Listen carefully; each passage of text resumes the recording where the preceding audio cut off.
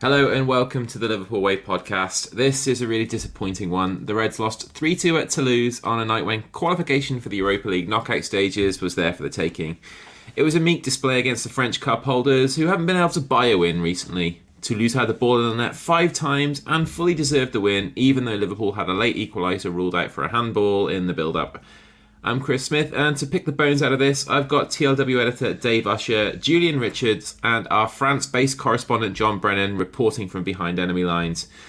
Thankfully, before the game, we got the news we were all waiting for. Luis Diaz's dad is free and safe, and naturally, that's the big takeaway from today. Look, Dave, it's not the biggest deal in the world. Qualification is almost certain, but this was a bit embarrassing at times tonight, and after the performance and the result on Sunday, a little bit concerning. Yeah, it wasn't what we wanted at all tonight. First half's not great, but you're expecting a reaction in the second half, and the second half was worse. You know, they looked good in the second half. You know, we gave us loads of problems, and it's like, this shouldn't be happening. These are not good. You know, fair play to them. Like they've played well tonight and that, but that should not be happening. And I just think they wanted it far more than we did. Klopp said something afterwards. He got questioned about, like, there was a lack of intensity or something, and he said it wasn't a lack of intensity, and I kind of know what he meant, because in the first half I was looking at it thinking, well, they've got the ball and we'd have 3 players around the man with the ball, so it wasn't like we were just standing around doing nothing. We'd have like 3 players that go and pressure and try to win it, and they were just like managing to play the way out of it like nutmegs, and we weren't making tackles, or like if we did make a tackle we were late to it and we were giving fouls away. And I don't think it was like intensity as such, but we weren't able to just win the ball. We were just off it all night, and with the ball I just thought we were shit. I thought we were absolutely shit. Yeah. I think I was, incidentally, I was watching ice hockey last night, and I was thinking, I said to my wife, like, I struggle with watching ice hockey sometimes. It's really like bitty, and the ball's bouncing everywhere and going off sticks and shoes, and the puck, sorry, is bouncing off sticks and shoes and going everywhere. And that's kind of how I viewed that, like, first half tonight. It was just really bitty and sort of couldn't get anything going. When we did have the ball, we didn't use it well. And in the second half, we just got thoroughly outplayed. They used the gaps well, looked far more likely whenever they got the ball going forward, put the ball in the net a bunch of times, and, you know, well-deserved winners, really. John, you were on with us for Toulouse the last time. It's the only time any of us will ever see them play these 2 games, I'm sure, unless we're drawn against them again. But, like, what makes tonight's result a little bit starker for me is the fact that they've been on, like, an absolutely shocking run lately. I think it's like 1 win in 10, 5 without a win, and they'd lost their last 3, and they're really sort of in crisis point. So for us to go there and lay an egg like that tonight is a bit surprising and, you know, quite annoying, really. Yeah, it was embarrassing to lose that tonight when you look at the respective budgets of the club. I mean, they're 14th in an 18-team league. They're a point above relegation, and will probably be battling against relegation all season. And as Dave said, we've made them look really good. I mean, even in the first half, they got in behind us a few times, but the second half, it kind of reminded me of the bad old days of the last season, or the season before, when teams could kind of run through us at will. That press was no longer there. You just get the first pass off, and we looked really easy to play against tonight. And I mean, we've conceded 3, but we've really kind of conceded, you know, they've got in 5 times at least. They had the chances well in the first half, a bit like that Luton one at the weekend. So, you know, could have got 5 or 6, which is kind of unforgivable for us to do that. And I was kind of appalled by our lack of control, like the amount of times we gave away the ball, not just for the goal, the first goal, which that was obviously a really costly error by Simicast, but we just couldn't string a few passes together, and a night to forget. And it's kind of it comes on the back of that second half against Luton as well, which makes it a little bit more concerning. If it had been just a once-off tonight, you'd say, okay, these things happen. But between Luton at the weekend tonight, yeah, it makes that game against Brentford on Sunday, which was already a must-win, it makes it really important now, especially with the international break coming up. You don't want to be going into that break on the back of maybe two draws, defeat tonight, and obviously we're playing City in our first game back. So yeah, bad night for everybody apart from maybe Harvey, who did well, I thought, and Doak in the first half. I don't know why he's taken him off. And obviously Jota has come on and done the business again. But yeah, they're the only ones for me who come out of it. Maybe Gomez as well, Yeah. with any real credit, I'd say. Jules, you're quite often a cool and reasonable head in these situations, not too reactionary. Can we just write this off as a bad night when we perhaps just weren't at the races? Perhaps a little bit of complacency was creeping in, but nothing really that we should read into this as too worrying. You never want to blame the players for complacency, do you? It's like the ultimate insult to players you support, like complacent, like you're not asked about turning up for it. I don't think so. No one ever fires off complacency easily. I don't think it's complacency. I just think, you place all in context. What was the score? 5-1 at Anfield. So you go into it, you think, all right, we've already beaten these 5-1 fairly handily. We only need one win to qualify, and then put this group to bed. We're changing the team. There's a reason these players are backups, right? Like you could say players like Elliott, Gakpo, maybe they've got a reason to think they might be in the starting 11, although maybe not Gakpo on recent form. I know he's been injured, but Kwanzaa, Simicast, they're backups for a reason. So you go into it and you go, okay, you're playing the backups. We've beaten these 5-1. We need to qualify, but look, we're on the verge of qualifying. But if you flip it, like Toulouse have not had a great season, but they are playing a big European team. Liverpool's name is the same as Real Madrid, Barcelona, Manchester United, Bayern Munich, whoever you want to name, the big European names. So you have them come into your stadium. You've been embarrassed away from home. You need to win because Europa League qualification is still available for you as well. May not win the group, but you'll go second. You'll get second and get into the qualifying round they have before the round of 16.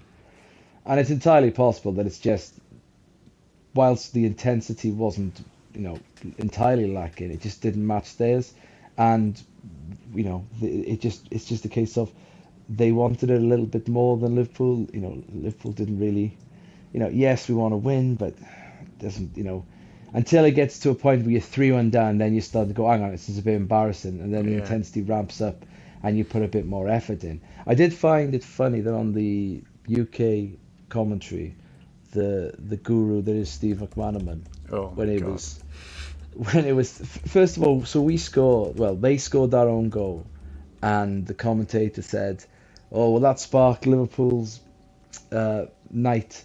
And I turned to the missus and I went, no, we'll concede again because that's what always happens in these away games when we shit in Europe. And lo and behold, we conceded, and it's like, there you go. And then Steve McManaman queried, how can this happen? And I thought, well, if anyone's best placed to answer a shit away performance in France and Europe, Steve, it's you. Like, you have got that insight that none of us have got. You have done that multiple times in the 90s. So don't be sitting there with your Real Madrid shirt on pretending that's the only time in Europe you played.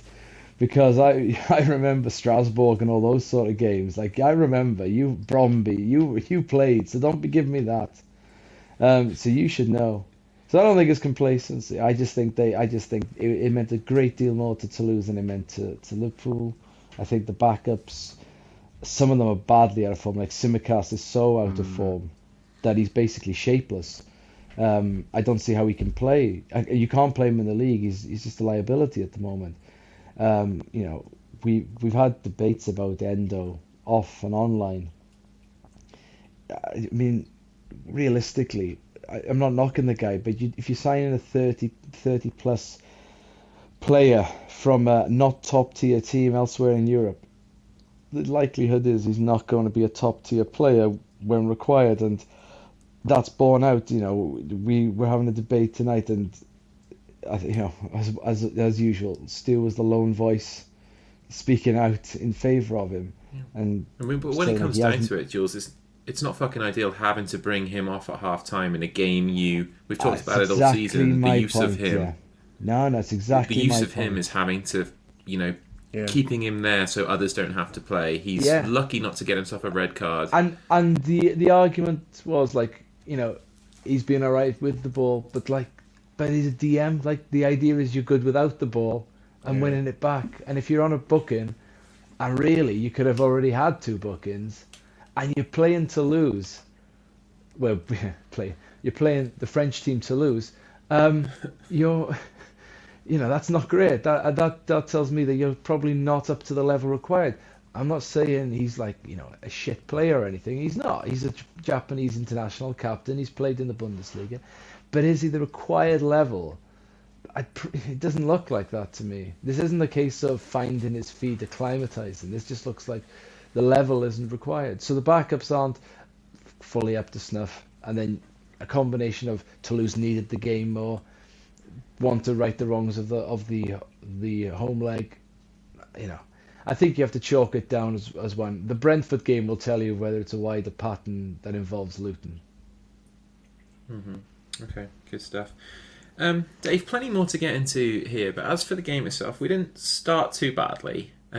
Gomez almost got his first goal for the club. A nice little flick in from Cody, and he is a decent little header actually, quite cute the way we worked that. It goes against the bar, and I was kind of just hoping it'd go in really, just so for the first time ever we'd see Joe Gomez smile. Maybe it's like he's always walking around like he's got like a turd on his upper lip. It just looks really like a bad stench under his nose. So it'd be nice to Gabriel see him Jesus smile look.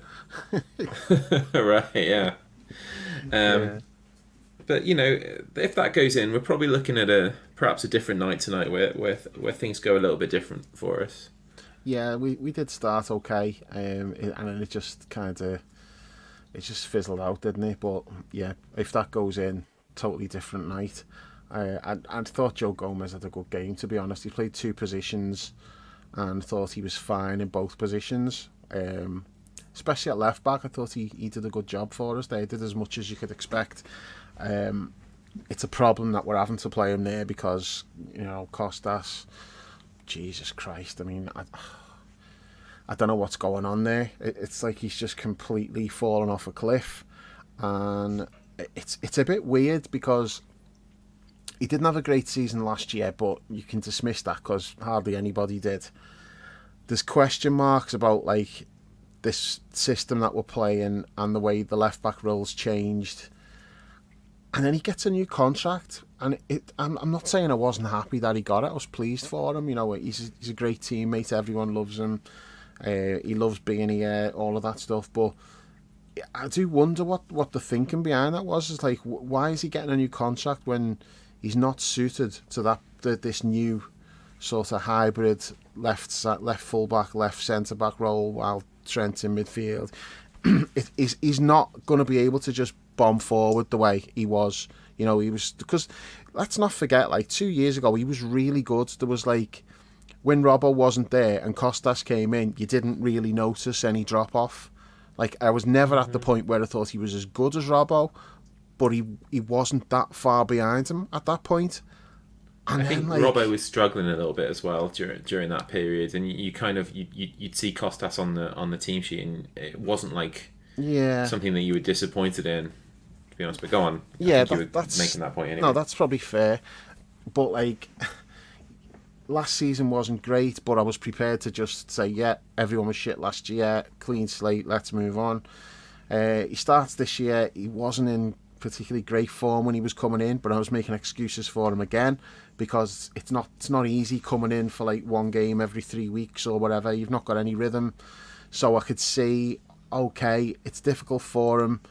Let's see how he is when he gets a run of games. And then the injury to Robbo happens, and it's like, well, we need Costas now. We're going to have to play him every game, basically, and rest him when we can. And it's quickly gone to the point where he's playing in like Europa League games because you're like, yeah, it doesn't matter. We can't really trust him in like the league games. So there's a reason why he didn't play at Luton, and I think we saw that tonight with like his performance tonight. Because I thought, what are we doing? I didn't like that team selection at Luton, because if you've not got Trent out wide, and you're doing like this thing with Trent where he's playing centre, well, that's okay, that's fine. We've got to have width somewhere. And then you're playing Joe Gomez on the left, and it's like, he's not really going to be going on the outside, whereas Costas would. So I didn't really like that decision to play him at the weekend. But then I see that tonight, and I'm like, well, I understand now why Joe Gomez played. Because the next, we'll see what happens on Sunday, but I'm looking further ahead to that. I mean, even Sunday, like, Mbeumo plays on the right side for Brentford. So I'm thinking Gomez has got to start that game, because I couldn't trust Costas up against Mbeumo at the moment, because he's flying, and a lot of their attacks come down that side with him. That they'll target Costas if he's playing. Now, I'd fancy Joe Gomez to handle him. We might lose out a little bit going forward, but at least defensively, I think we should be more secure. But looking beyond that, there is not a cat in hell's chance you could pick Costas for that Man City game. You couldn't put him in there for that game like that. They'd make mincemeat of him. So it's a problem. And it's not helped that I think Chambers must be injured, because he's not been on the bench for these games as well. So we've not even been able to get him a couple of games and have a look at him and see if he's up to the job. So yeah, Costas's bad form has come at the worst possible time for us, because this is now, we need him now. And he's just, we can't rely on him. He's not delivering. I don't know what's going on with him. Like, I no idea. I mean, he had that black eye last week, and then because his form's bad, you're looking at things like that and wondering, well, what's going on? Is there something going on, like, which is affecting him, like, mentally, and he's not able to play at his best, or is that nothing? That's just one of those things, and he's just not playing well. I don't know, but I do find it strange that we gave him like a new contract when he still had, like, I think he still had 18 months left, didn't he? It wasn't like his contract was about to run out. And Klopp's wanted to get him tied down to a new deal, when most people are looking at it and thinking he's not really suited to this new setup. Why are we doing this? And then his form's bad. So again, that raises more question marks as to what we were doing. But as I say, this is hindsight, because I was pleased for him when he got the contract. I wasn't saying, we shouldn't be giving him a contract. I was surprised, but I wasn't unhappy about it. And I'm still hoping that he comes good, because we've seen what he can do. He might just be in a bad run of form, I don't know, but it's a concern, and you've got to be worried about it, like, for the next couple of league games. It's like, well, can we trust him? And then you throw Endo into the equation as well. We've got no McAllister on Sunday because of the suspension. Now, McAllister's not an ideal solution in that position either, but we've been saying, well, why is Endo not trusted? Why are they not putting him in? Because he's looked okay. Even tonight, with the ball, he was fine. He's progressive in his passing, but without the ball, he's slow, he's committing fouls, and he basically looked a bit like McAllister tonight, to be honest. Like, you're just thinking he's going to get sent off. Like, and I just want to say, though, his booking was 90% on Costas, because that pass to him was awful, but it was a pass that he had to try to go for. Should have got booked earlier, though. Yeah, the referee, but because that's early in the game, you do tend to get away with stuff like that. But it was probably a yellow card, but 5 minutes in, more often than not, you'll get away with it. But then the second one, Harvey had done that on Sunday, though. Yeah. But he's always going to get booked for the one that he got booked for. You're not going to, and if he's a little bit higher, he might have even been in more trouble, but like, it was just on the ankle rather than higher up. But that pass did him no favours at all. But then he's on that yellow card, and he does that other foul, which I don't think that was enough for a yellow. Like, but it could have been. Another ref on another night may have given that. And we just don't dive in at that point, do you? Exactly. And at that point, you've got no choice but to substitute him then. And that's not what we need at this moment in time. We need, if we're trying to, like, get him acclimatised and get him up to speed, and that he needs games, and having to bring him off at half time to avoid a red card, it's not an ideal situation. But I don't know what we do at the weekend, because McAllister's not going to play. Curtis is definitely out. Gravenberch is doubtful. So we're a little bit thin on the ground. What's this, a midfield injury crisis? That sounds familiar. Yeah, but no, we are. I don't know what we do for the weekend. We are like really short on options, and Endo might need to play on Sunday. And if he does You, play, They should he's got to have to, step up. surely, right? You'd think It'll so, have to because be. It'll there's probably not. be Soboslai and Elliot and him, right? And Endo, I'd say. They'd have to be you the can't even three. stick Trent in there because of Simicast's bad form, because you need Gomez Yeah, on the left, don't you? yeah, Yeah. that's true. The only other possible thing, Gakpo, yeah, but dropping him back. you could drop Gakpo into midfield, but then who plays the six? Maybe Gakpo can Soboslai? play fucking left back. Yeah. Well, Well, I could don't know he do where he was worse? playing tonight, because I didn't Yeah. even see him, to be honest. So John. Go ahead, Chris. Yeah. Yeah, I was just going to ask you, man. Like, we got a rare look at McAllister in his natural position tonight, and I can't say that I was any more impressed with him than I have seen so far in the six, which has been quite unimpressive, but explainable because it's not his position. But I didn't see that much from him tonight to suggest that him in his natural position is going to be doing much more from us. I mean, I know it's part of a bad team performance overall and a difficult night for the entire team, but I just expected perhaps a little bit more from him tonight, finally getting the chance to show us what he can do, where he should be playing. How did you view that? Same as yourself, Chris. I mean, it's kind of hard, obviously, to judge him based on one performance in there, and he needs time to literally get used to playing in that position again, because he hasn't done it since he left Brighton through no fault of his own, and it was really a difficult game to kind of shine in that role. I thought as well tonight. It was, as Dave said, it was really kind of clustered in around the middle of the field. You mentioned ice hockey. The ball seemed to be just bouncing around. Nobody could get their foot on it. There's very little space in there. He did get, maybe there's one glimpse of what he could be for us when he got that. He had that chance that was deflected over for a corner, and those are the kind of positions you're hoping he's going to get into. But I mean, the thing with him is, we mentioned this. He's obviously weekend, but that's because of the position you mentioned it, that he's playing in. He's in this defensive midfield role where he's not suited to, and he's if he's got 5 bookings already in how many league games, 10, 11 league games, it's because he's just getting caught for probably pace and mobility in that defensive midfield role. So yeah, when you compare him to Dom as well, who's had such a good start, his first say 10-15 games have been a letdown in terms of what we expected from him. But I think we can only really judge him when he plays in his true position and gets a decent run in that position. But the thing is, I'm not sure that's going to happen anytime soon, because we need him in that defensive midfield role, because as Jules said, Endo in there, he's probably not good enough, and the step up from Bundesliga to Premier League, playing kind of maybe twice a week, or at least 1.5 games a week, he just doesn't seem to be able to make that step up. So I think McAllister is going to probably be in that defensive midfield role all season. I can't see us going big in January to strengthen the midfield. So it's kind of almost a wasted season if he stays there all season and doesn't get to play where everybody thinks he should be playing. And we signed him based on what he could do in that forward midfield role for Brighton, and we just haven't got to see it at all. So,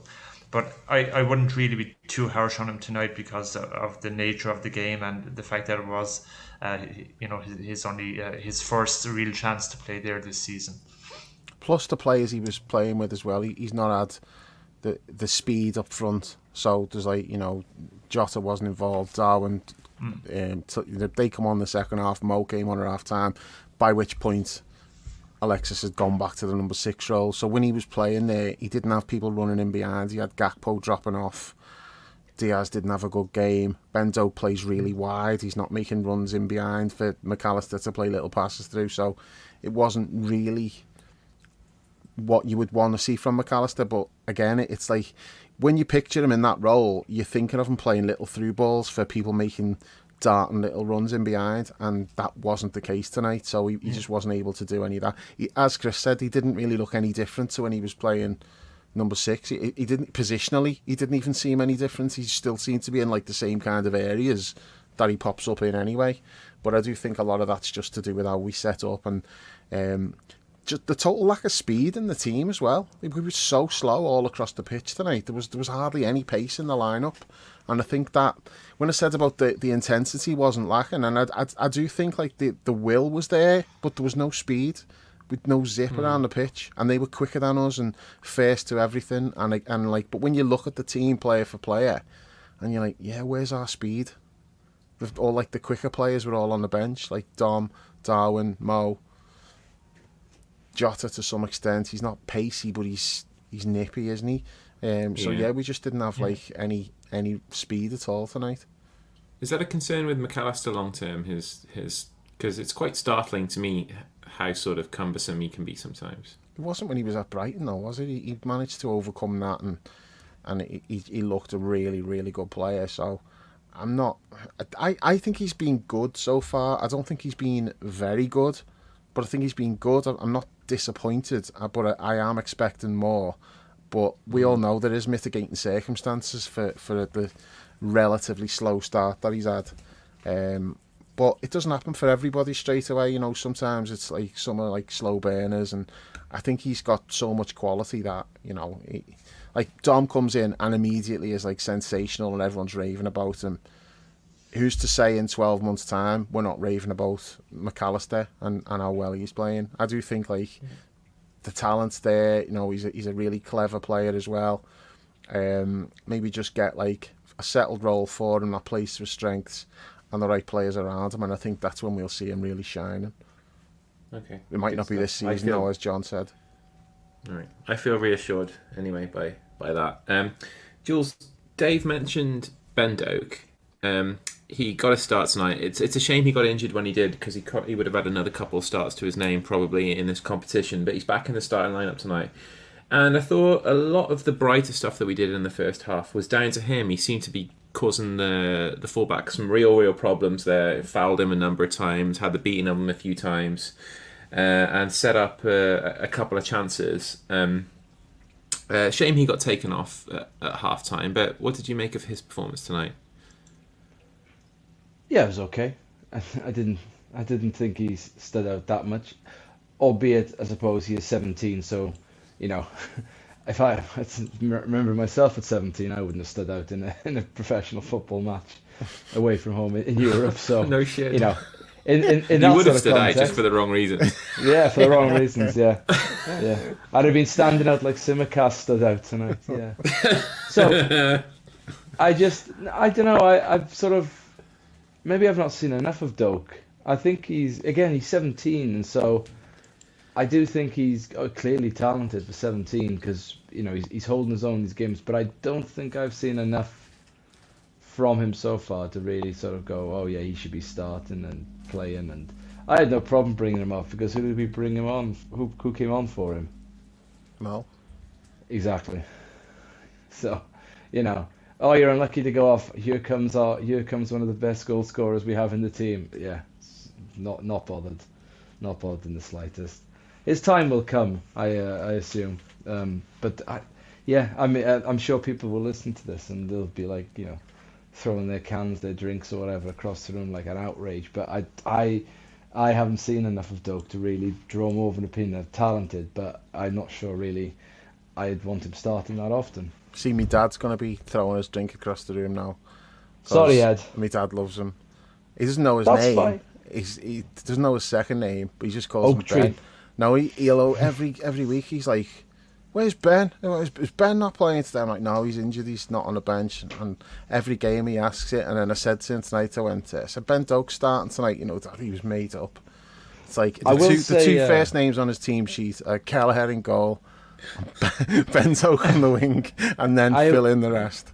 I will say that Ben Doak has the accolade of looking like the oldest 17-year-old I've ever seen. His face looks like he's about 35. He's got that faraway prison stare as well, hasn't he? Looks Yeah, like he's he seen has. some shit. Yeah, well, he's from Scotland, so. Train spotting, was he? I'm not sure what part of Scotland he was from. If he was from Leith or whatever, then yeah, maybe. No, he's from Glasgow, isn't he? Oh well, he's definitely seen some shit then, hasn't he? Yeah, I feel like I'm not being harsh because I'm sure he's clearly talented. He's clearly talented, but I can't say I've seen enough from him to go, oh yeah, Ben Doak should be starting all the time. No, he shouldn't be starting all the time because No, in Europe even. And... But even in Europe, like in these Europa League games, it wouldn't be my choice. I know, like you can't play Mo in every game, and him and Sebastian. Well, it's him or Elliot then, isn't he? Well, player. You could play Dom there and Elliot in midfield, which we did. I wouldn't be playing Dom. I mean, you was. ideally want to avoid playing Sebastian Sarr because they got the most minutes already this season. I know Mo's like a machine, but he is getting older. I would prefer to make sure he's used when needed. Yeah, Elliot. I mean, Elliot. I think's been quite hard done by. I know he suffers from that syndrome of when he starts, maybe he doesn't look great, but when he plays on the bench, he looks great, and then you go, oh, he's got to start, and he starts like. Sometimes happens with Jota, doesn't it? You bring him off the bench, he scores, and you go, oh, he looks great, Jota, he's got to start. And then he starts, and you go, maybe there's some time on the bench there, Diogo. That will sort you right out. And I think Elliot's suffering a little bit, because I think he should probably start, and then he'll probably have a average game, where people go, he's got to be on the bench, Elliot. But I think he's further ahead, and I think he should be starting those games. Rather than Doak. I like him in midfield though. I don't really like Elliot in the front three. I would want him in midfield in the Premier League, but I think you could use him on the right in Europe. I don't see a problem. Front three in Europe. I don't see the problem. Again, I know I'm in the minority, and I'm not. I've got to reiterate. I'm not disparaging Doak, and if they want to play him, I'm not going to. But that's how you fast track him, though, Jules. It's like you get him the games, and he might not be great in the games, but he's going to be better in the long run for getting those games under his belt. And it's the Europa League. It's not. This is the time to do it. You can't really do that in the Champions League, so he wouldn't be getting games. So what was the reason then for subbing him at half time, apart from because we were Mo Salah? Ben Doak paid the price tonight for the rest of the team being shit. And it cost us. Cost us is a mistake, basically. If it's 0-0 at half time, he probably gets longer. Yeah, that's fair. But also, I think the overall performance will have been worrying Klopp. And I think Ben Doak's paid the price. Costas has been hooked for being shit. Endo's been hooked because he was on the verge of getting a red card. And Ben Doak's been hooked purely because we needed to get Mo on the pitch. Now that's because the way interesting. the team was performing. Because last year we were playing a teenager through some of the worst patches, and let him just do his thing and get through. We had nobody else to put in ahead of him, though, did we? I'm just saying. I think that's it paid the price. We have last season. We let a teenager play through all that, and there's no one else to bring on. Yeah, but the point stands. You're talking about Bajcetic? Yeah. Yes. Yeah. Bajcetic. So and he'll lift. Bajcetic is I don't know. Plus we broke him because we played him too much. Klopp's even admitted that himself last week. He said he's just not physically ready, and we put him in too soon. Yeah, Jurgen clearly didn't have a lot of toys as a kid, did he? Because how many times do you have a new toy, play with it too often, and you break it? I'd have a transformer, and you'd snap the arm off it because you're too aggressive trying to transform it quickly. Try. That's a pretty good analogy. Yeah. Yeah, transform it into the new Henderson. Chris was a Transformer fan, right? You'd know, right? You'd try and transform you'd have it in the rope, whichever form it was, like a Dinobot. They were always hard work to transform. You'd have Grimlock in his robot mode, and you go, transform into. You're playing with him, he's going to be a dinosaur now, and you'd want to make the noise as well, the transforming noise, because that's how it is on the TV. But then the race is on. The race is on to make it, and you're like, shit! Yeah. Snap one of his tail ends off. You're like, shit, Mum. Yeah, Grimlock's broken. I don't know what happened. I was up in the attic recently at my mum's when I was last home in the summer, and I got my Transformers out, and they're pieces. They're not actually Transformers. They're when the fucking Autobot spaceship. Yeah, which you can't get now. You can't get. crashes into the fucking mountain, and there's that scene at the start where they're all just like lying in little pieces, and then like that Teletran 1 fucking fixes them all. I need one of them to go around like pulling them all back together and fixing them and stuff. Well, it makes But, you feel yeah, better. So mine are all like that too. But we played with them, right? So that's the fucking main thing. Like those kids who like kept their toys like super pristine. It's like never had any fun with your Transformers, did you, mate? You just fucking kept them. But anyway, that's way off base. John, I think like my issue with bringing Mo on at like half time isn't necessarily the fact that we're going to overwork him, because he is renowned for being this machine, but that incident in the second half where the keeper clatters into him, you can't really legislate for stuff like that, like the Sergio Ramos thing in the European Cup final. Like, he gets hurt and it's not necessarily a muscle injury or a pulled ligament or, you know, anything like that. It's a fucking it's a careless goalkeeper screwing him over, and if Mo's like hurt then we're truly in the shit. So that's why I'd rather avoid bringing him on. Even though we are losing 1-0, I'd rather just take our chances, because things only got worse when the substitutions were made, in my opinion. Yeah, I'm the same. And I mean, Jules referenced this about the minutes that Dom and Mo have got this season.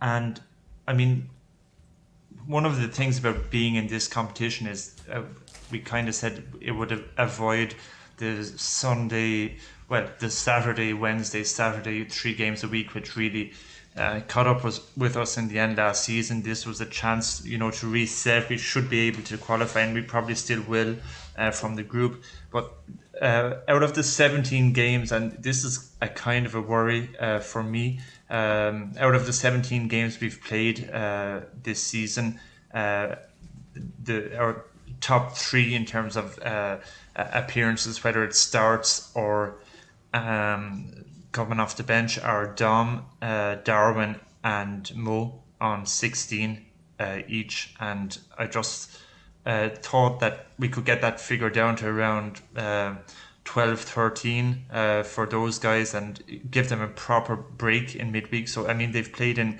every game bar one, and we've played 4 games in the Europa League and 2 in the League Cup. And I think, Chris, you said it, the reason that they've got so many minutes tonight is because the players, the backup who've come in have first half.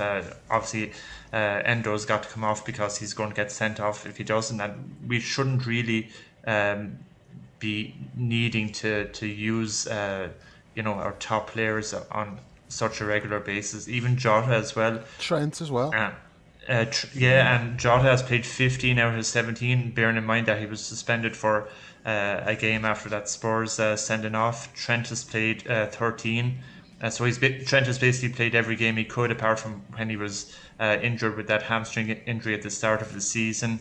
So I think the games are going to catch up on some of these fellas, and if the backup was a little bit better, then we could give our top players the night off. So it's early in the season, 17 games in. We're probably looking at between 55 and 60 game a season. The African Nations Cup is on as well, so Mo is going to be involved in that. If we lose Mo, we're in big trouble because he's so vital in terms of goals, and even more so now in terms of the way he sets up play and links up with Dom and Trent down that right hand side. So I'd be of your mind as well, Chris. Just take your chances and try to get a draw with the players you have. They should be good enough to win tonight. It's we shouldn't be having to call on Mo every time to save our bacon. You can subscribe to the Liverpool Way podcast on all the major platforms, whether it's Apple, Google, Spotify, Amazon or Podbean. Just search for the Liverpool Way, leave us a review and hit subscribe to automatically receive all new episodes. You can also head to liverpoolway.co.uk and grab a TLW season ticket for just £3 a month. There's tons of exclusive content, including match reports from every Liverpool game, weekly Premier League roundups, the TLW diary and access to the members-only forum. Lastly, you can follow us on social media at The Liverpool Way on Twitter and at The Liverpool Way TLW on Instagram and Facebook. Dave, we go 1-0 down. We've piled in on Costas enough tonight, but needless to say, it was a bad mistake from him. Ponderous on the ball gets robbed, and they run through. Score. Quanta's a little bit unlucky with the deflection. Kelleher didn't really have a chance with that, although I know like Kelleher is pale, but I'm not sure if he's like actually like completely translucent, which means every single thing goes through him, but he doesn't seem to stop much. Not to say necessarily to say that any of the goals were directly his fault tonight, but I'm not even we sure bring on all the Alisson subs saved that- them, to be fair. I know I Yeah, always say, I mean- well, would Alisson save that? I don't even know whether Alisson would have saved the goals tonight, so I definitely think Queeve gets a pass on tonight. Queef. Yeah. But we bring on the subs, but then they don't make anything really any better at all. Those three big names you mentioned. It's almost 2-0. Suazo pulls one wide when he gets beyond the last defender. Delinga has the ball in the net. Great finish that, but there is a clear foul on Matip in the build-up. But then Delinga Not does according make to it. McManaman. Oh yeah, I Oh didn't my get God. him. He was desperately trying for that not to be a foul. He was What's like, his fucking problem? It was man? weird. Honestly, what is that bloke's problem? It was He weird. Fucking bellend. I mean, it's offside as well, but like the foul is like it's just as clear a foul as you'll ever see, and he was really like trying to go, oh no, and then he reluctantly conceded it's probably a free kick. I'm like, fucking hell. But I wasn't even remotely worried about that. That was always getting disallowed because it's like just the clearest foul you'll see. Dave, just speaking of knobhead co-commentators, I think we have a winner here tonight on French telly, which I Who was did you watching, have? obviously. We had Charles Itonge, the former Liverpool goalie who embarrassed himself. Okay, so during his for time at the anyone club. listening, Charles Atangi. Say it again, John. Charles Itonge. See, there you have my French with an Irish accent, as Brownie called me out on the other day. So, yeah, so he was on tonight, and he was, just like McManaman said, there was no foul on Matip. And then, obviously, at the end, with the disallowed goal for the handball, he was insistent that it was a clear handball, that the ref had made a major mistake. And when he reversed the decision, he was clearly delighted that it had gone for the French, and just called us out on everything all night, and it just no surprise prick. there, but he's a bum, isn't he? He might be like He's a the very, very biggest- rich man because of us. Yeah. That's, Is he there lives a been life of luxury. other than probably Diouf, has there been a bigger cunt to ever play for us than him? Suarez. Not biting. Not like You don't have to bite. You don't have to bite. It's just a fact. I'm not going to bite. Poor no choice of comeback. words. No, Yeah, but so- so that tops McManaman then. You had it worse. He's not going to it's bite, bad. but he is going to make an off-color racist remark. Anyway, where were we? You were asking me a question, Chris, and then we got like... I was asking totally- you a question. Like, you thinking we bring those three lads on at half time? Things are going to pick up a little bit more, but there's almost a goal, there's a disallowed goal, and then there is a goal. Similar to the first one, Diaz was robbed. It was after a great little passage of play from them, and I just said to you, like, it's quite galling, like how much better they are going forward. And like 10 seconds later, the ball's in the net. Delinga, great touch and finish, and we're 2-0 down. And just things really didn't get any better in the second half at all. No, at that point, like, they were all over us, and that finish, like, the touch is just exquisite, and then he's just leathered it in off the post. It's like, keeper's got no chance, it's just a brilliant finish. I don't know where Matip was, he was not tight enough. We didn't react well to Diaz losing the ball. Diaz had like 3 players surrounding him on the touchline, and there was nobody there picking up the pieces. So yeah, I was going to say that, Dave, sorry for going in, but just that's indicative of what Jules said before about they wanted it so much more, didn't they?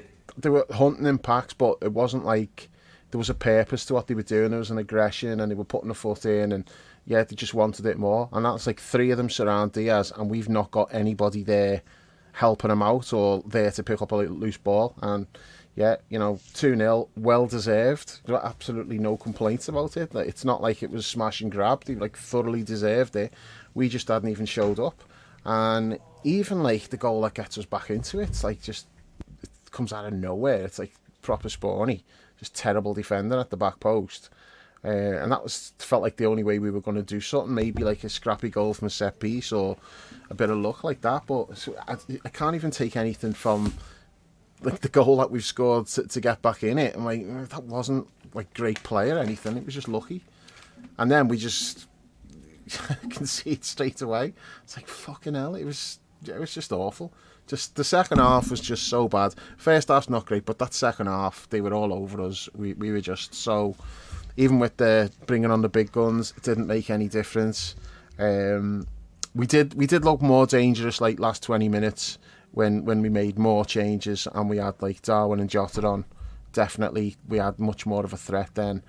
But no, Did Darwin get a chance to do much? Yeah, he had an assist for Kwanzaa and it got ruled out, didn't it, at the end? So he didn't. Well, that doesn't count then. No, but obviously it was ruled out. But I don't feel like we were able to get him into the game. No, most of what he did was like defensive, getting back and winning the ball back Jules, and stuff. But Jota made an impact. Jules, don't let Dave have that Darwin assist thing. He slipped that one by you then. No, it was no goal. It's like that's like if a tree falls. I know, in but the it wasn't. forest. He took a great big fucking swing at the ball with the goal gaping, missed it. It bounced off him and ended up at Kwanzaa, who swept it in. Kwanzaa did what Darwin couldn't. Your teenage or your young centre half. Dave's basically at this point like Paulie Walnuts. Like Darwin can do it, or Bobby Heenan. Darwin can do anything, and he'll frame it well. Like that when he pulls the guy out of the tree, and then when he's recounted it to Tony, he's like, he jumped out the tree, come at me with a chainsaw. I got a right to defend myself. That's Dave and Darwin. Darwin will do something wrong, and he'd be like, great skill. He'd be nodding away like Batistuta. Great skill, that. Great, love it. I'm not having his latest one either, lads. Like his latest one, which absolves Darwin himself. This yips claim, this golf analogy that he's somehow come up with. That is exactly. But that's Darwin not fucking is. like it's you. It's you saying that Darwin has been afflicted by something. It doesn't put. It doesn't. This is your. You're quite sly about this. It's in a way. It's a good way for you to avoid admitting that you're not entirely correct. He's not that good. He's not that clinical. You place it on something that has afflicted Darwin that is completely out of his control. He's got the yips, man. What can he do? He's just got to work through it. Like that's not it. And I completely disagree with your fucking. You think someone with like the kind of technique that he's got cannot put the ball in from 2 yards? I just think he blams it too much. I think that's. I'm not arguing too much with that, but you don't have to be clinical to score from 2 yards out of an empty net. I do think you have to be a little more. Like sometimes when 2 yards out, but sometimes you don't need to use a sledgehammer. You can use a scalpel, and I think Darwin doesn't know how to use a scalpel. He just knows how he sledgehammers everything. But look at his Benfica goals. He does know how to do it. He's just not doing it. But even in like thing. Well, I would say even in the mental thing, I think it is like I'm not talking about his technique here. I'm talking about his mental thing. It's all sledgehammer, no scalpel. And sometimes I think when you come into close, when you're very let's use a golf analogy, Dave. You're not hitting that putter very hard from 2 feet, are you? But he's hitting it hard from 2 feet every time. Me putting? Yes, I have. Yes. But he's hitting it hard from 2 loads feet. of putts from 2 feet, you're shit at putting. And if you're standing over, like take fucking Sunday for example, when he has 9 shots, right? Like when he's like 10 or 15 feet away, like he hits some pretty good putts on Sunday, right? If you want to use that analogy, he hit some pretty good putts. None of them went in, right?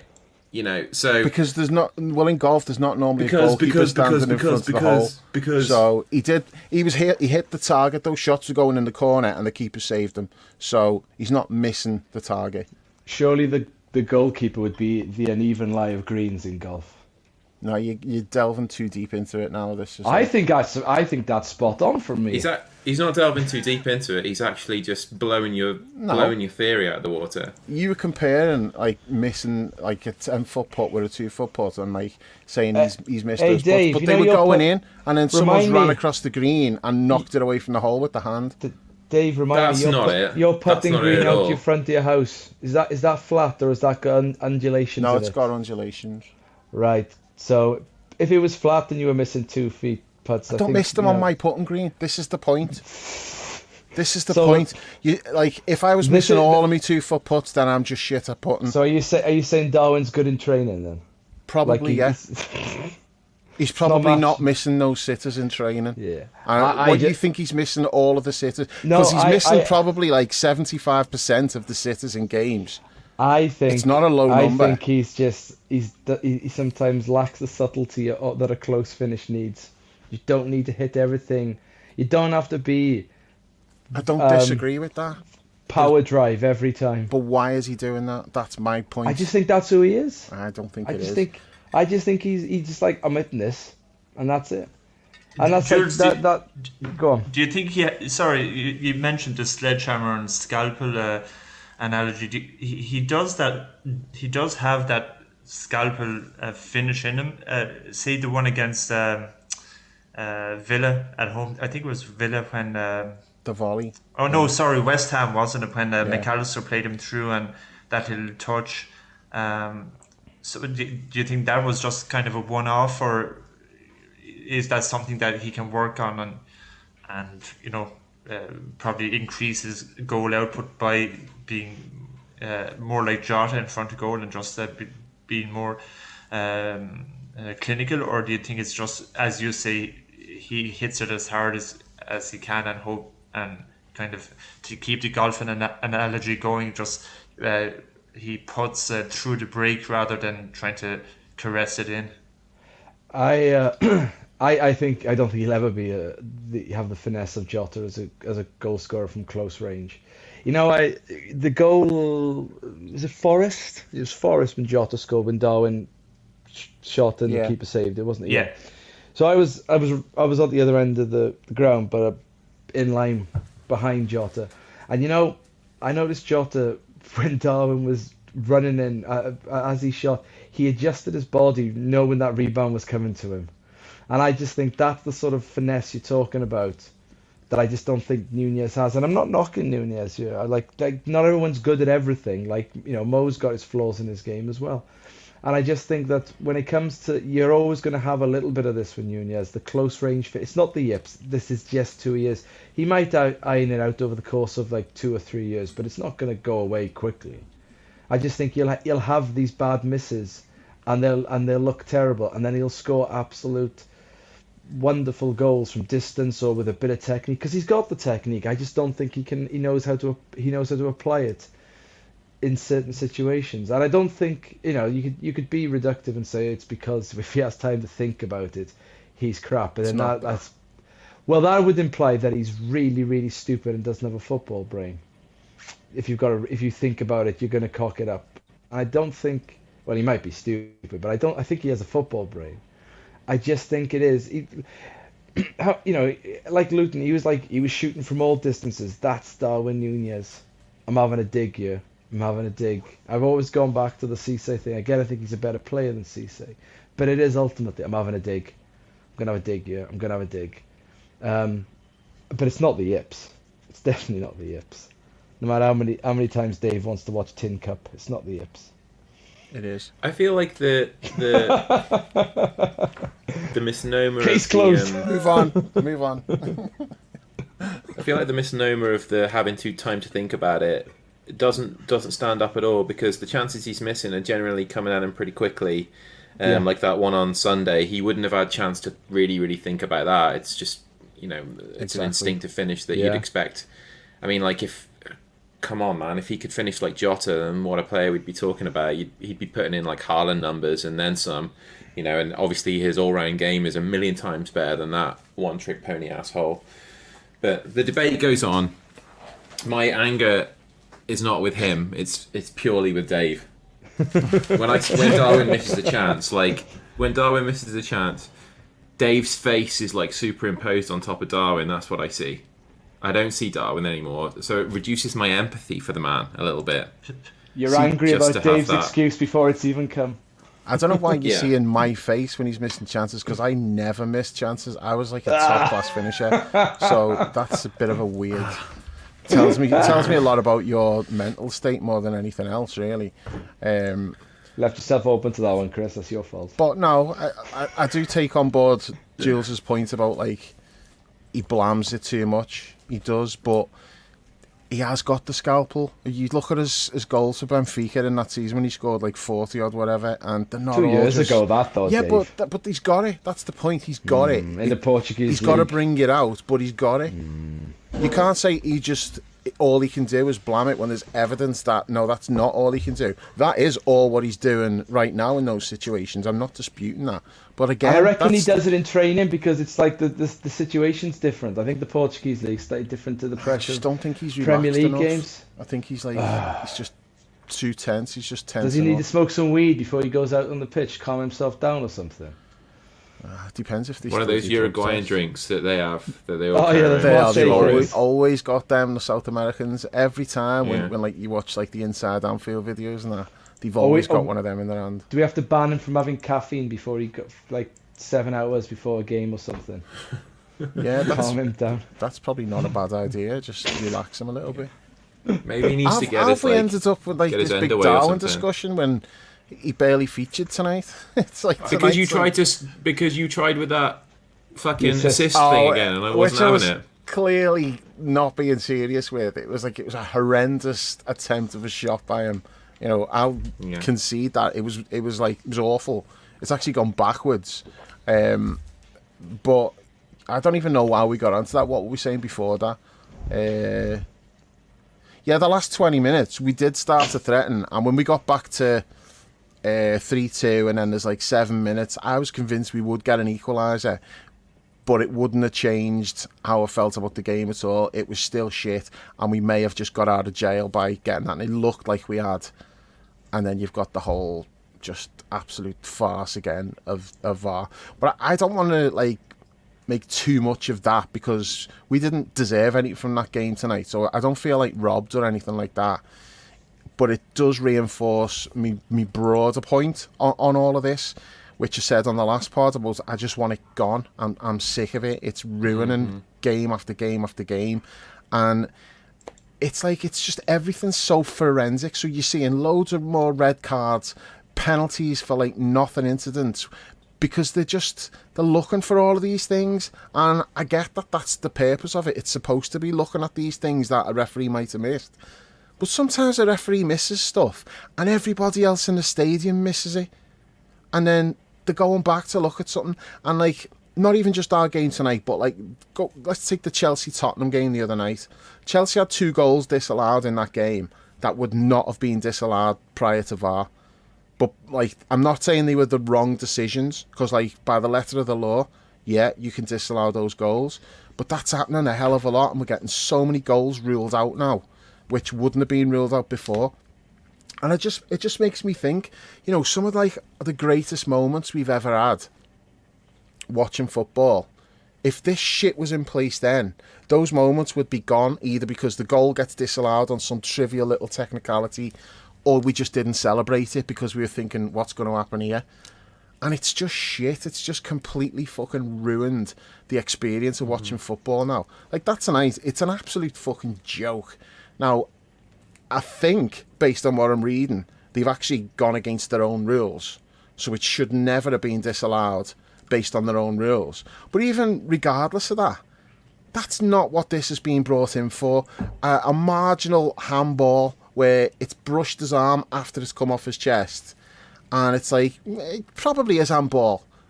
Now, that's not really my argument here. But the ref's not seen it. He's not given it. Play's gone on. We've lost the ball. They've got the ball back. Then we've got it back. And then we've gone on and we've scored. How far back do you want to go to be like ruling out goals? I know in like the Premier League, and I'm assuming everyone operates under the same rules. In the Premier League, that would never ever have been disallowed. Unless, Didn't we get one disallowed against Spurs? Firmino's but handball. they changed the rule after that, though. Right, yeah, okay. So that's what I'm saying. That the rule changed. We were just unfortunate that at that time that rule was in place. I mean, the only reason he handballed that was because he got fouled. So that should never have been disallowed anyway. But the rule changed. So if it's an accidental handball, then it gets unless it's the guy who scores or someone immediately like handballs it and then plays the pass for someone to score. Unless it's those two players, they don't go back and disallow it. So I don't know why that got disallowed tonight, because it's not deliberate in any way, shape or form. Is that a deliberate handball? It's happened like well before the goal scored, so it's not the goal scorer, it's not the person who played the pass. I don't know why they've gone back that far, and I'm not even sure they're actually allowed to do that. I don't know if they've broken their own rules. Do we have to change the name of it as well? Like, because that's like not even near his hand. Like, No. It should be armball at this point. And it's borderline whether it's because they moved it to like the badge on the sleeve, didn't it? It's borderline whether it is even handball, or it's high up on his arm. As I say, it probably is handball, but that's not really the point. It's like if the ref doesn't give that, then play on. That's never handball. I'm just talking about by like the letter of the law. Yeah, but this is obviously the law is stupid, because who wants to live in a world where that is handball? Mm-hmm. This is not what these rules have been designed for, and it's not what VAR's supposed to be for. It's just shit. John, we haven't heard much from you on this subject. We haven't, in the Europa League pods so far, we haven't really had much call to talk about VAR really or anything, because it's been pretty all straightforward. What do you make of everything that's happening at the moment? Like, do you want to get rid of it? Like, do you think that there's any positives in sort of keeping it around at all? What did you make of the incident tonight, and just what we've seen over the last week, really, with the Arsenal, Newcastle, the Chelsea, Tottenham? There was a fucking load of them in that Man United Copenhagen game the other night. That's all anybody's talking about afterwards. It's just becoming quite tiresome. Yeah, it's really bad. I mean, I get rid completely of cameras in the ground, VAR, except for goal line technology. That's the only one where it's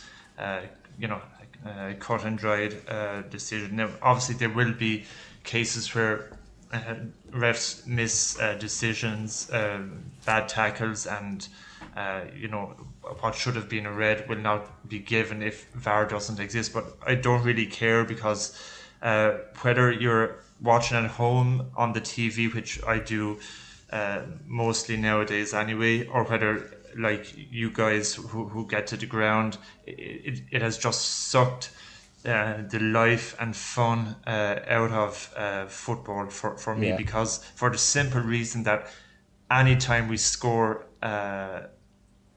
your celebration is put on standby. It's tempered by what's going to come down the line, and even the clearest goals where there's no question of a foul in the build-up or any like tonight.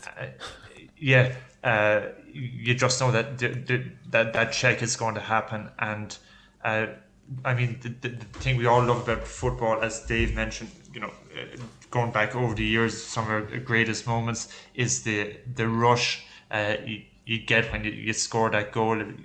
I think of one, the images, I think you lads were there in the Echo Arena when Divock scored that winner in Madrid, and VAR was around at that time, but you get the point. It's if there had been any kind of question about that goal, you're standing around, and even in the ground, it's probably even worse in the ground, because nobody knows what's going on. At least on TV, you have the images, and you can kind of anticipate what's going to happen. But it's just it's terrible. And for as you said, Chris, after the Chelsea Spurs game, it's the media narrative for the next 2 or 3 days. You're not talking about the game or the goals, the incidents. Everything is focused on VAR. And I mean, VAR might be a good idea if you had people who were competent enough to work it, but we've seen that that's not the case. this season on loads of occasions, and the best example is obviously Diaz's disallowed goal against Spurs. So yeah, if it didn't exist, if you got rid of it this weekend and it never came back, I think the majority of football fans would be happy. I mean, we'd obviously complain after the game, but we've done that for years. If you get a bad decision against you, it's just one of those things that happen. Yeah. But the idea of VAR was to eliminate those bad decisions, and they're still happening. So what's the point in it? Way worse. But John, what's the view in France? Is it a big thing in French football? It's like the constant, like, the way every game here is like, it's always, that's the main talking point. Is it like that in France as well? Yeah, the exact same. If you go on the Ligue 1 games are on Friday night, Saturday, and Sunday. So basically, they're all over the weekend. And if you go on French Twitter, French football Twitter, it's wall to wall VAR and complaints from fans because the way they have more or less the same process that they have in the Premier League, but the decisions are being made obviously by humans, by referees, and they have messed up loads of times, and then you get lots of clubs feeling that they are punished by VAR, and the one club that seems, funnily enough, to benefit most from VAR is Paris. Of course. So yeah, it's the exact same here. Just on the point that you made there, which is something everyone always says this. It's like, it'd be fine if it had like better people in charge of it. I've gone way beyond that now. I think even if you've got people in there making perfect decisions, I still hate it and I still want it fucked off for the reason I said before. It's forensically looking for the tiniest little reason to rule out goals. And to be fair, they've got to do that. You know, I mean, tonight's different. I don't think they're allowed to do what they did there. But like the two Chelsea goals, I'll go back to the two Chelsea goals the other night. First one, Sterling has a shot. It hits the defender and bounces back off the defender, hits Sterling on the arm, and he runs through and scores. Now, if Sterling hits a shot and the defender accidentally handles that, it's not a penalty. But that goal gets disallowed because of the way the rules are. Oh, it's hit his arm. But the referee probably didn't see that, and that goal would have probably counted if VAR doesn't look at it and go, yeah, he's handballed it. Now, maybe the ref did see that, but on another night, the referee doesn't see it, and that goal counts. That goal will never count because of VAR. Now, I don't think that's right. They're not the type of goals you want disallowed. The second goal is Caicedo. It's a shot from the edge of the box. It goes through the legs of Jackson. It's the goalkeeper's view is not obscured in any way. The ball goes through Jackson's legs. There's a crowd of players there. Jackson's the one whose legs it go through, and Jackson's about 2 inches offside. He's not standing on the edge of the 6-yard box miles offside, interfering with the goalkeeper's view. But that goal gets disallowed because VAR draws the lines and goes, right, okay, he's a little fraction offside and the ball's gone through his legs. So if the ball had gone 2 yards wide of him, they wouldn't be disallowing that. And I think that's not what this is for. That's not the reason why this is in place, is to disallow goals like that. Now, Chelsea were lucky that there was a penalty incident in that, just before the goal. So they ended up scoring anyway and it didn't cost them. But I'm looking at that going, this is fucking shit. This is not what football is supposed to be. And it's not what they brought. 20 minutes to sort out. That's the other thing. Yeah. That's the other aspect of it. It's like all the waiting around and confusion over what's going on, and fans in the ground have got no idea what's happening. If you're watching on the telly, as you say, you're at least seeing replays and you've got some sort of idea. But like, that's not that's not why this is in place. But even when the refs are doing the job correctly, as the Tottenham-Chelsea game, those are the right decisions to disallow those goals. That's what they're there for. They've got to analyse that and they've got to say, okay, letter of the law, he's offside, the ball goes through his legs, we've got to disallow that. But a linesman on the pitch would not have disallowed that, and a referee, they just wouldn't. That goal would have stood in the past prior to all of this, and so it should. Now, you're always going to get mistakes. Like, we've been on the receiving end of some bad ones, we've benefited from some as well, and we all moan about referees after certain performances. We go, oh, what was he doing there? That should have been a penalty, blah, blah, blah. There was nowhere near the amount of anger and vitriol and like just the relentless nature of it than what we're getting now. This is so much worse than it ever was, because one thing, you're expecting better decisions because of the tech. We're not really getting that. Not all the time anyway. There's still some unspeakably bad decisions that should never be getting given, and they are. But like I say, even if they're doing everything right, you still end up with like penalties getting given that shouldn't be getting given. You're getting red cards for stuff. Like the Rashford red card this week, it is a red card, but it would not, in normal time, nobody's looking at that going, oh, that's a red card. Nobody appealed for it. No one's appealing for it. Everyone just got on with it, yeah, didn't they? Yeah, exactly. And then when you look at it on the video, you go, yeah, you can't do that under like the way the rules have changed now, where intent doesn't matter. It's a red card. But without like them scrutinising it with VAR, it wouldn't have been a red card. And every game there's red cards getting given. All we're doing after games is talking about decisions. Not even, and this is not a Liverpool thing at all.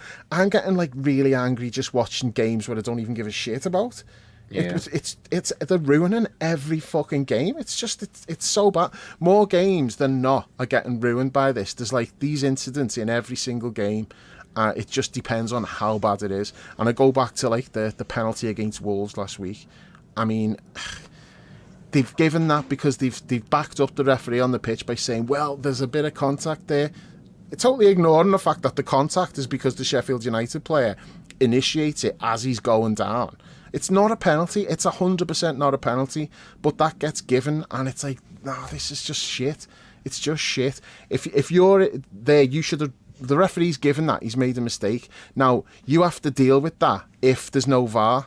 But VAR's there to stop that. And it's not stopping things like that. But it's disallowing stuff that it shouldn't be like disallowing. And the whole thing's a mess. And all anyone's ever talking about is this shit. And it's like, Arsenal got screwed last week. Wolves have been screwed twice. It's happened to us. Man United, they've benefited, and they've had some fucking awful ones against them as well. And this is all anyone's ever talking about. It's not what it's supposed to be. It's not football anymore, and it's just shit, and it needs fucking off. Definitely. Hey, Chris, and you obviously asked the question, given the events of recent weeks where it's flooded the media narrative with the Diaz decision, and then Arsenal with their letter of complaint at the weekend. But for me, it goes way back. How long has it been in? Maybe 5 years now, 5 or 6 years. I don't even know. But one incident just springs to mind, which involved us, and where I just said this is absolutely ridiculous. You'll probably remember it as well as when Bobby was given offside and against Palace at Selhurst, and they did the line, and it was that famous armpit offside, and that's one example. And another one is there's a Manny one at Goodison. Henderson's goal, Manny. Yeah. And that's why I was saying, Chris, about, and you've said this, we've had this discussion before, but you can imagine the scenes in the away end when that goes in. If you don't have VAR, the goal is given, and obviously after the game there's going to be discussions and that, but even if the goal had been given, obviously you're going to still be really happy about it, but it just takes that immediate rush of joy out of it for people in the ground and even people watching at home. So I mean, the whole idea is to improve the experience, I guess, and to make it to make progress in terms of football, but it's just absolutely ruining the game. And it's, when you have such unanimity from fans in terms of getting rid of it, I think it's time to listen. But if there's one thing we know, it is that the FA or UEFA or FIFA just will not go back on this, and I think we're stuck with it unless something major happens, unless fans get together and just do something, managers, or I don't know, something has to give, because every weekend now, it's, if you look at Sky Sports News, they give more time on VAR decisions and ref watch or whatever than they do on actual football. So it's really bad. I think you guys, you and Brownie and Paul dealt with this really well on Sunday, Dave, and I think it was kind of just a really good half an hour on the topic in general. You all made some really good points, but I think that the thing that stood out to me was the couple of sentences that Brownie came out with, and it really sort of struck a chord, where he said that, what did he say? It was he thought it would come in and it would overcome injustices. It would prevent injustices, but all it has done is create injustice. And I'd go a step further than that. It not only creates the injustice, it also reinforces the injustices that it was supposed to rule out in the first place. So it's like, it's just one thing after another after another. It's not getting better, it's getting worse every single week. We got onto talking about this because of the McAllister goal, and I think part of the reason why we're pissed off about it is not necessarily because we're doubting whether that was I think probably, like, on the balance of things, I think he does. If it hits his hand, he's trying to control it with his chest. It sort of skirts back. He doesn't control the ball as well as he plans to. If it doesn't hit his hand, okay, I can live with that being a free kick. But the problem is we don't really know. Yeah, he has, but he can't, like, sort of get it under control and get it out wide like he ends up doing, or whatever. Like, it has contributed to his ability to control the ball as well as he has. So I think what it comes down to is the fact that none of us really know, and I don't think it's down to a lack of education either. It's more of a sense that we think that they're making it up as they go along, and there's not really any consistency or sort of a unanimous thing that we can point to and say, this is what happens. And we just don't know what to expect from week to week to week, and it's kind of galling. Jules, have you got anything to add to the VAR discussion before we move on a bit? Two things. One, I think VAR has now become a case of everything is being overthought. Every incident is being overthought by the referee on if they're conversing with the referee on the pitch or the VAR official.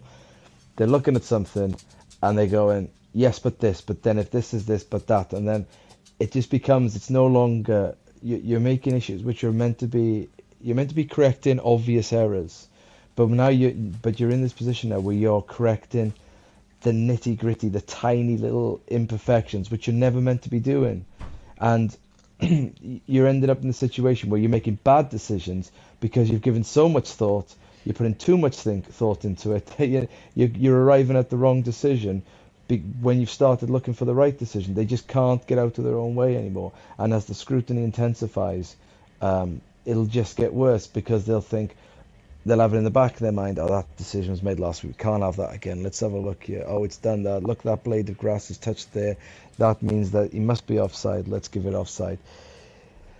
Ultimately, I with VAR, I always say the second point, which is it can't really exist in a sport like football because it's too fluid. There are too many variables. There are too many bits where it's not black and white. It isn't cricket with Hawkeye or tennis. And football is a cheat. Every single footballer is a cheat. So you're adding in the fact that you've got rampant cheating. You've got a game that's too fluid, too open to interpretation. And the other point, and I've said this before, I'll say it every time. People whinge too much about referees before VAR. Everyone whinges about the referee. No one can ever accept a decision. John said there's always going to be, like, a bad decision. If you were the sort of person who would be like angry, but then you go, all right, it's not like we haven't had decisions for us in the past. But no, there's too many phone-ins, newspapers, column inches, online, dedicated to ripping referees, to ripping bad decisions, that it drove us to the point where everyone's going, do you know what will solve this? If we have video assistance. No, it won't. It'll be exactly the same. You'll all whinge about it. It's always a whinge about the referee. If people would just accept every now and then that decisions aren't going to go your way, and I'm not talking about blatantly wrong decisions like the Diaz goal being ruled out against Spurs. I mean, like, and it's something that's like, yeah, but the human eye, maybe that could have, if people just accepted that decisions sometimes don't go your way, maybe we wouldn't have ended up in the situation where we have to forensically, it's like an episode of CSI, you've got to get everything out to try and work out if someone was offside or not. Like, I don't watch much football outside of Liverpool anymore because frankly, VAR, I just can't be asked anymore. Manchester City and VAR, I just think I can't be bothered. Yeah. But on the off occasions when I've watched the game and Liverpool aren't involved, so I have no skin in the, and I like, it's not a hated rival. It's not, it could be, I don't know. I can't even think of teams I don't like because I hate them all. But if I'm thinking about a team I don't like, Brighton. I always go with Bournemouth and Brentford because I hate everybody else. The bees. Yeah, there you go. That's my go-to example, Bournemouth and Brentford. So I'm watching Bournemouth and Brentford, and a goal is ruled out for offside. And they bring it up on, it's goal, and then it's VAR check, and they bring it up on the screen. And I'm looking at it I'm eyeballing it, and I'm going like, I can't be arsed, that's a goal. If you look at it and you can't see immediately, it's too imperceptible with the camera angle to tell that you have to get a line out. Then you give the goal. I'm not interested in drawing a line on a screen like it's Microsoft Paint in 1997. I don't care. I just genuinely couldn't care less. That's a goal. Move on. I've never wanted that level of forensic detail on the game. You just have to if people would just accept that decisions will go wrong sometimes. You might not get everything go for you. And you might be a little bit more at ease. You might be a little bit happier with like this, and you wouldn't end up with VAR. And yet instead, here we are now, even worse than we were before. And people still can't accept decisions. And they can't accept it now. I understand it a little bit more now, because if it's someone on the pitch and it's the human eye in the heat of the moment, mistakes will happen. But when you've got 4K replays and you still can't get it right, well, that's making people more angry. So it's not helped anything. Football fans are always going to be angry at decisions. So now you're adding, we're going to get things wrong in slow motion. Great. Oh, man. And we're going to show you 10 different angles of us getting it wrong as well. Yeah. And it's going to waste 5 minutes of your time. And now I'm going to cut the wrestling heel promo on Dan. Dan, this is your fault. You whinge too much about referees, and now look where we are. This is all on you. I hope you're happy. It's Dan's fault. You and me at Survivor Series. Yeah, like you talking about VAR and Manchester City brought us to this. Reminded me of The Sopranos. Yeah. When Uncle Junior and Tony are having the beef. Cunnilingus and psychiatry brought us to this. Do you know, like, the biggest reason to get rid of VAR is, like, if you think there's, like, in an alternative universe, Diego Maradona's 2 goals against England are both disallowed because of VAR, and Peter Shilton is a World Cup winner. That's a terrifying thought, and that's exactly why we should never have it. It removes the romance from the game a little bit, right? The romantic memories of incidents like that. Mm-hmm. Whatever it is, it just, as John said, the spontaneity is gone. But then, like, the sort of romance, like, do you remember that game where we got away with that one? Like the FA Cup final against Arsenal. I saw someone make a funny tweet earlier saying, like, bad news, lads. Henshaw's been sent off. There's a penalty, and we've got to play the final 73 minutes again. Because, again, Liverpool are a big team. They benefit from decisions. This season VAR hasn't, but for the most part, Liverpool benefit from decisions for being a big team. If you don't think that, then again, as a Liverpool fan, then it's awfully naive. You get more decisions than Brighton do. I mean, Brighton got absolutely hosed last year.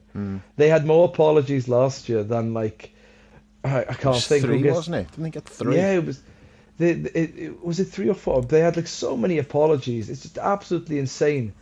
So this year it's been Wolves. Wolves, yeah. They've got it done twice, haven't they?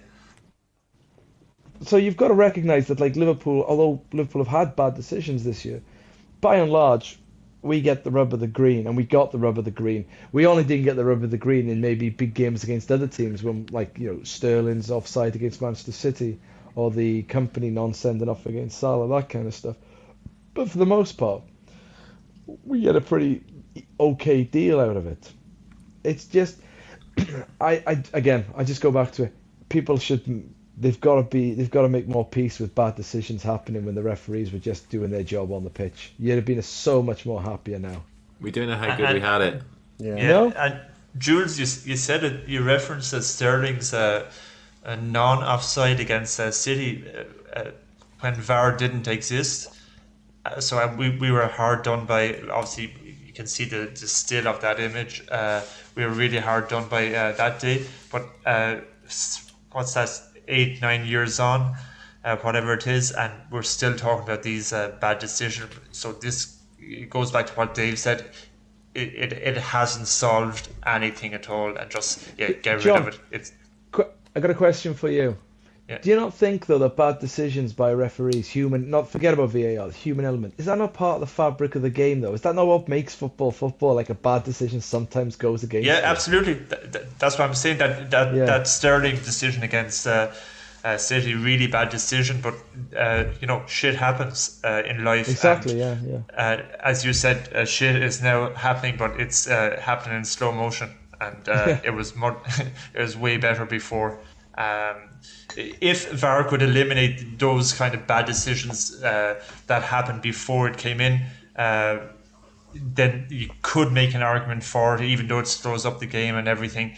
I'm not saying I agree with VAR. I'd get rid of it anyway, but you could understand people wanting to keep it to get justice and to get decisions 100% correct. But they've proven they've had enough time. It's been in 5 or 6 years now, and there are literally hundreds of decisions which were made in the wrong, and that should be enough for everybody to say, listen, we tried it. We hoped it would, like Brownie said on the pod, eliminate injustice. Hasn't worked. Let's go back to sometimes the old days were better, and this is definitely a case where the old days were better. Yeah. Here's just one more thing. No one, if anyone ever thought that VAR was going to suddenly get decisions 100% correct, they were living in a dream world. You're never going to get everything 100% correct. It isn't possible. Well, so much of it's subjective anyway. Like, look, the The Arsenal game goal is- last week, the Newcastle goal against Arsenal. What's what I mean about the games? There's It's people the wrong type of arguing game. about that, if Yeah. it's a foul or not. Now, to me, that's like such a clear foul. But there are people, I think Carragher and Neville both don't think that was a foul. And Ex-defenders. that's like, That's another story altogether, though, isn't it? that just- why they well- suddenly Yeah. backed off it a lot. but there's others as well who don't think that was a foul. Now, to me, that's a clear foul, but that's not really the point. If there are people out there disagreeing, well then, it's not a wrong decision. It's a subjective decision that we don't agree with. So you're never going to get that right anyway, because people are not always going to agree on it. But it's 10 times worse when it's like it's a VAR that's making those decisions with all like replays and that. Like, if that goal stands because the referee gets one look at that and isn't sure if it's a push or not, and he gives the goal, you just live with that. It's like, okay, it happens. But it's when you can slow motion and you can see there's hands on the back. Why are they not giving the foul? And that's where we're at now, where it's just constant arguments and everyone's getting angry over it because of this. It wasn't like that before. It was like Arsenal fans would be pissed off about that, and that would be it. But now you've got, like, I'm pissed off about it, and it's like, because I'm seeing that and I'm going, that's just not right. But it's just that this is happening in every game now, and it's because it's not just down to the referee on the pitch, because you can easily just dismiss things and go, he's got one look at it at normal speed, he's not got any replays, he might not have had the best view, he's got to make the best decision that he can based on what he's seeing, and you just have to live with it. But that's gone now. You know, you can't make those excuses. And Dave, the classic example of that, and that's why I think VAR is really insidious, is Curtis's sending off against Spurs, because you can manipulate it to make the ref make a decision, make the decision that you want to make, and that's what they did with the freeze frame of that foul. VAR doesn't exist. He gets a yellow, and he did. I mean, the on-field decision was a yellow. Back in 10, 15 years back, no VAR. He just gets a booking.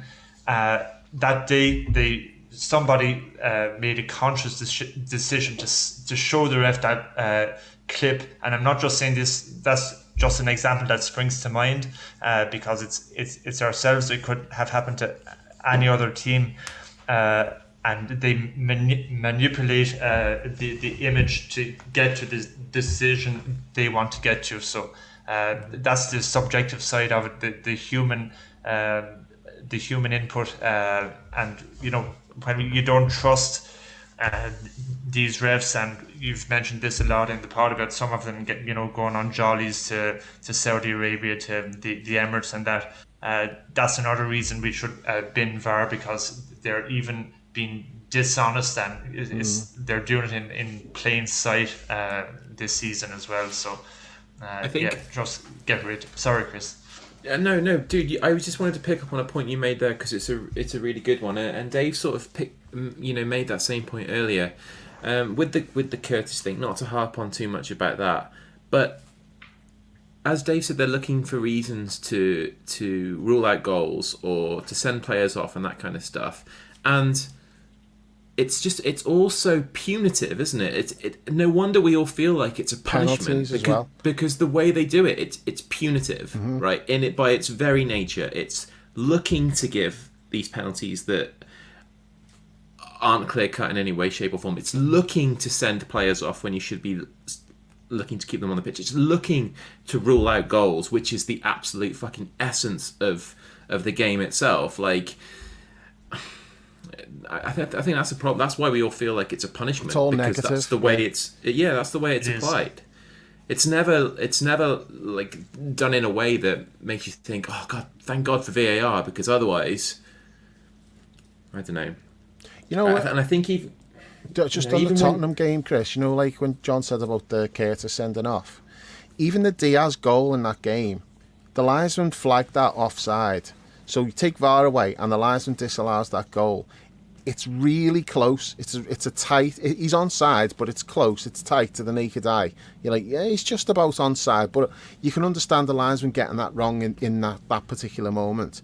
If that goal had just been disallowed because the linesman's flagged it offside and there's no VAR, we would not be talking about that now. That would not be like this burning injustice that we feel. It would have just been one of those things. We've seen fucking shitloads of goals disallowed for close offsides where they've got it wrong. And you just move on and you forget it, unless you're an Evertonian. Everyone else just moves on. But you can't do that now. Evertonians. It has. It actually has. Yeah, it's that sense of injustice now that like Evertonians have had for their entire lives. Now everyone's got it. Oh no! And that's about as bad of an indictment of it as you could possibly have, I guess. And do you know who's as bad as Evertonians? And I've only recently discovered this, because when there's any thread on Twitter talking about VAR referees, go in there and I absolutely guarantee you there'll be a Spurs fan posting a picture of Sissoko's handball in the Champions League final, That's crying not about that. though, because they're the Everton of London. They really much. are. They absolutely are. By whatever metric you want to judge it on, they're the Everton of North London. Yeah. Even to the point that they had like really catchy cup final songs. Spirits of the Blues. Ozzy's on his way to Wembley. Can I just say the other thing with the refereeing is, for too long as well, footballers, like, you can say whatever you want about referees, individual referees and their dickheads and all that, but for too long in football, referees aren't respected by the players, and that now bleeds into every layer of the game, down to, you hear it now, you read articles about it, like news incidents, like players on a Sunday league game aren't respecting the referee, and these altercations and stuff like that. You're not going to get good referees. You can say these referees are shit, but you're not going to get good ones if no one wants to do it. You have to be a certain type of individual to want to go into it and do it, because it's so hard at the grassroots level.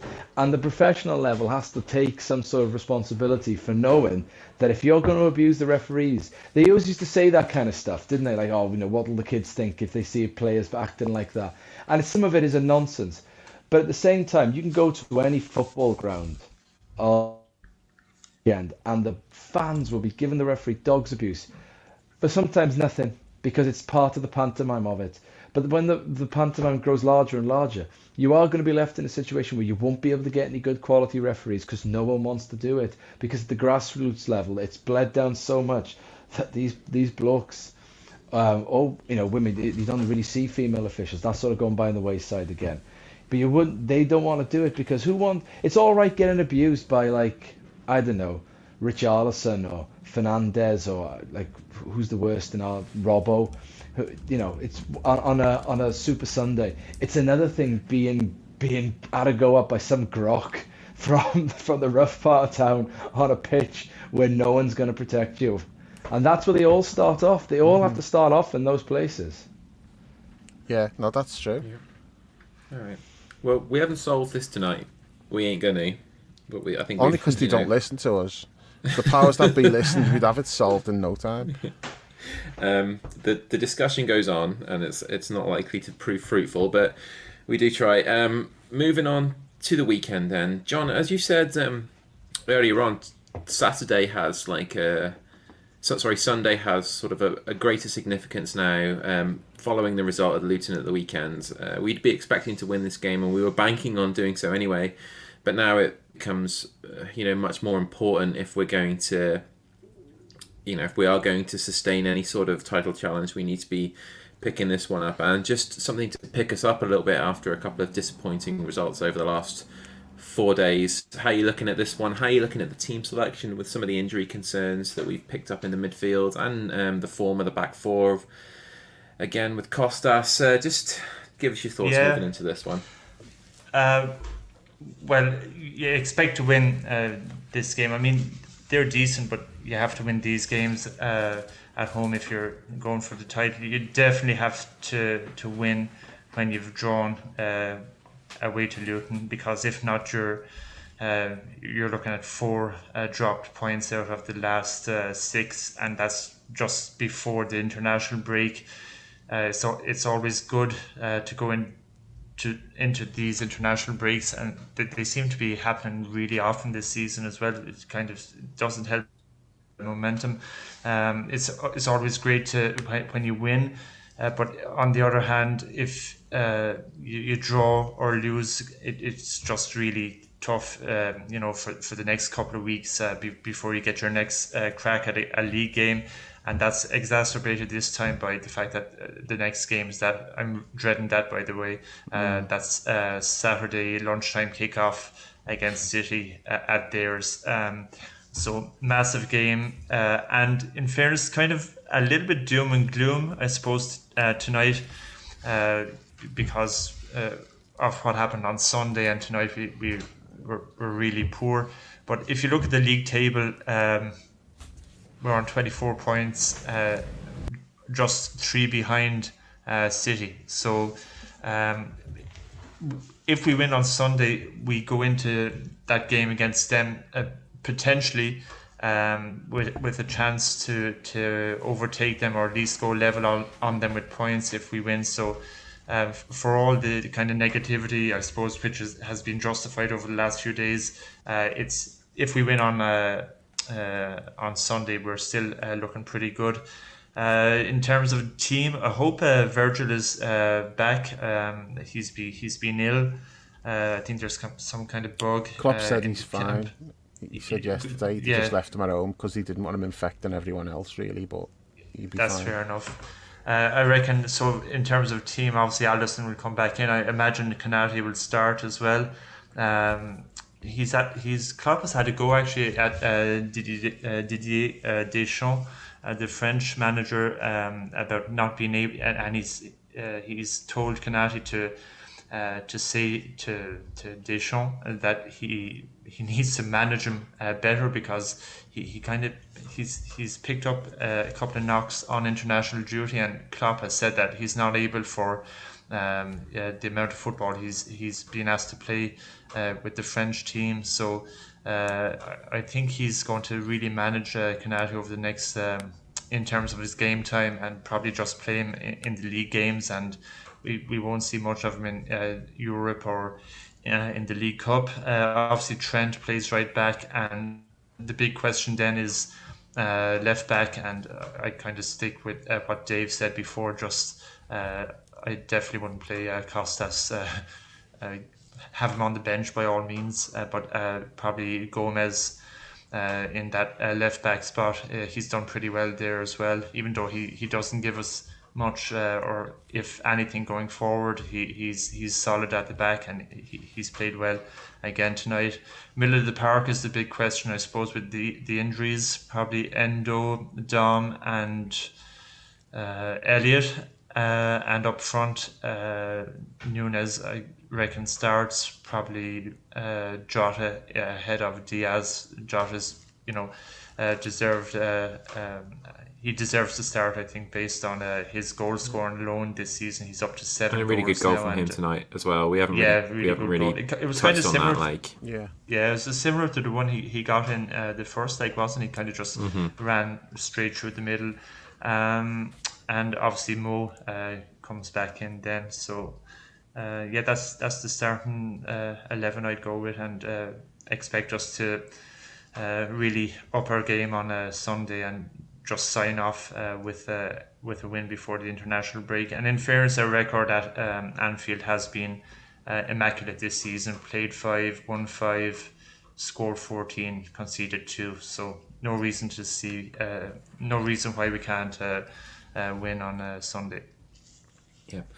And Jules, I'm sure you'll be going up on Sunday. I guess the one thing that I have in my mind is that if we're not clinical and we don't take our chances in this game, sort of Brentford can hang around and they can hurt you as well. They got good attacking players. They play decent football. So hopefully Dave's boy can find the back of the net as well as the other lads, and we can start well, take the lead, and it can look more like a routine Anfield win.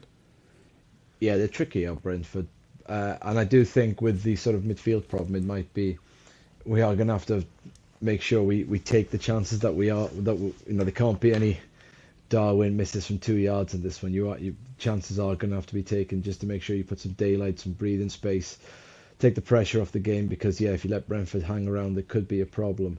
Ultimately, you got to take care of business at home, though.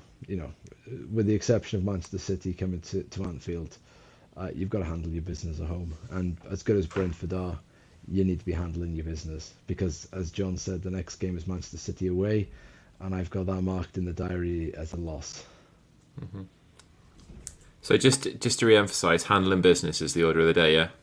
Handling business. TCOB. BIDNESS. Business. Dave, home win? Yeah, it needs to be. We said a couple of weeks ago, we were looking at the fixtures, weren't we? And we had Forest at home, Luton away, Brentford at home, and then the international break. I'm like, okay, so we'd kind of already given ourselves the 9 points, I think. I can't remember who I was on with at the time, but like that was the consensus, was because we were flying at the time, and it's like, win these 3 easy games, and then we go to City and we're in good shape playing them. It didn't work out like that because of the Luton game, so we can't afford any more drop points. This is a game we've got to win. The problem is Brentford were in a bad run a few weeks ago. They even got beat by Everton, didn't they? And they didn't look good. They've bounced back well from that. They had I think they got beaten the last minute at United. I think they were really unlucky there, but they look like they've got the mojo back again. They're scoring goals. My boy Mbeumo's like on fire at the moment. Even Morpay scored last week, didn't he? So it's like, fuck. I'm actually glad he scored last week, because I wouldn't want him going into this game like not having scored for like a year or whatever it was. It's like, no, don't let it be us who he scores against. So I'm glad he's got that out the way. They're dangerous, they're really well organised, good on set pieces, fast on the counter attack. They've got like plenty of pace and they're brave. They get men forward. They're not like, they defend well, but they're not defensive. So it's a tricky game, and our midfield situation's not ideal. I was just looking at the bench tonight, like just trying to see if I'd forgotten somebody who might be able to play in midfield. I noticed Luke Chambers was on the bench tonight, so he must be fit again. There's only James McConnell, other than like the 3 who we're likely to pick, unless you're putting Trent in there, which we might have to at some point as well before. Maybe. Yeah, but there's no 6 though, is there? Like McConnell played there in pre-season, so he may. I'm not thinking about starting lineup. I'm thinking more if one of the starters was to get injured. It's like, well, what do we do? Have we got on the bench? So we're pretty threadbare in midfield, but we've got options up front. So you just got to hope we've got enough firepower to get the job done. I think we'll win it. but I think we might make hard work of it. I could see it being like a close one. And It's about the Gravenberch definitely out. Curtis Sorry, definitely out. But he'll be back after the break, Klopp said. And Gravenberch is, he said, like, definitely out tonight. And he said, I don't know about the weekend, we'll see. But that usually means no. Yeah. What about Sorry, John, Thiago? go ahead. Thiago. Well, he said Thiago will be back in the new year, but he didn't specify which new year. Which year. So we'll see. No, I was just going to say it's obviously the first goal is key, isn't it? Yeah, we score first, you absolutely. fancy us. And Paul has referenced this a lot on the pod this season about us getting the first goal, and unfortunately we've been really good at that this season in general. But the last two games, obviously against Luton and tonight, when we concede the first goal, we make life really difficult for ourselves. So if we can get ahead, they're obviously going to have to come out, and we can generally pick off teams if they come out and hit them on the break. So Yeah, they're not a team you want to concede first to. yeah, definitely not. Absolutely not. Just one more thing is that Tierney is reffing this. So Yeah. But- I'd rather he Bournemouth was ref. refereeing on Sunday than at Man City, put it that way. But they'll wheel Anthony Taylor out for that one, won't they? Yeah. I think that's nailed Taylor on. will get that game, won't he? Yeah. Yeah. See that pen he gave in the championship at the weekend? Yeah. But what's even worse than him giving the penalty is he didn't send the player off. It's like, well, if you're giving the penalty, you've got to send him off for that. Yeah. And he didn't. But it's the same thing at Brighton, though, wasn't it? When he didn't send their player off. All right. Well, that's another discussion for another time. We've gone quite long on this one. I'm sure people seeing the 3-2 away defeat in the Europa League weren't expecting an hour and a half, an hour and 45 minutes. It's all that Transformers talk. Covered some... and the obligatory 25 minutes on Darwin's finishing. Yeah. That kind of stuff. But yeah, all good. And the yips. I'm not going to yips. ask if there's anything else we... Sorry? Darwin's yips. Darwin's, yeah, all right. Darwin's yips. I'm not going to ask if there's anything more you Darwin guys want to Nunez ask because was a we've been putter. going. What putter would he be? A driver. There you go. It's like someone put him with a driver. There's your golf analogy. I know. You got it. All right. Well, we'll wrap it up there. Dave, I'm sure you'll be back soon after the game on Sunday with some of the lads who are at Anfield with you. Looking forward to hearing that. Looking forward to hopefully getting back to winning ways at the weekend so we can put this sort of disappointing last few days behind us. Once again, just to re-emphasise, the Diaz family is reunited again, so yay, that's a good thing. And we'll look forward to the weekend now. Still in pole position to qualify from this group, so no real damage done. It just would have been nice to get it done tonight. Yep, we look forward to you coming back after the game at the weekend, Dave. But until then, we'll catch you soon.